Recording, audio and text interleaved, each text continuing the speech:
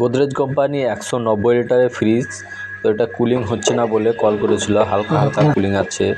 তো এসে দেখি কন্ডেন্সারটা নষ্ট হয়ে গেছে। তো আমি কন্ডেন্সারটা চেঞ্জ করছি, কন্ডেন্সারটা চেঞ্জ করে আপনার একটা গ্যাস চার্জ করব। তো তো দেখতে পাচ্ছেন আমার কন্ডেন্সারটা চেঞ্জ হয়ে গেছে অলরেডি। তো পাইপগুলো লোহার পাইপ হালকা করে ভালোভাবে ঘষে নিচ্ছি এবং তারপরে এটা ওয়েল্ডিং করবো ভালোভাবে এবং ভ্যাকুমের পরে গ্যাস চার্জ করবো। তো আমার সাকশনটা ঝালাই করে নিচ্ছি।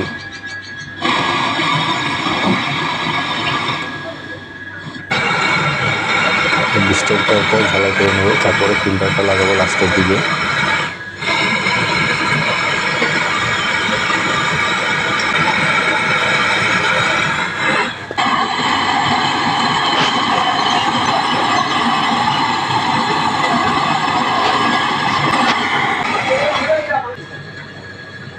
তো ভিডিওটাকে যারা দেখছেন ইউটিউবে দেখলে অবশ্যই সাবস্ক্রাইব করে দেবেন, আর ফেসবুকে দেখলে লাইক শেয়ার অবশ্যই করে দেবেন।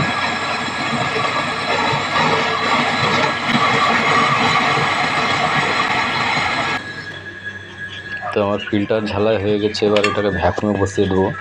তো তার আগে ঝালাইগুলো আমি দেখে নিচ্ছি আমি এত ভালো হয়ে কোনো লিকেজ আসে নাকি। তো ভ্যাকুম চলছে, মোটামুটি ভ্যাকুম হয়ে গেছে, দেখতে পাচ্ছেন কাটা মাইনাসে চলে এসছে। তো এবার আমি গ্যাস দেবো এটাকে, 134 গ্যাস আছে। তো প্রথমে পাইপের হাওয়াটা লিক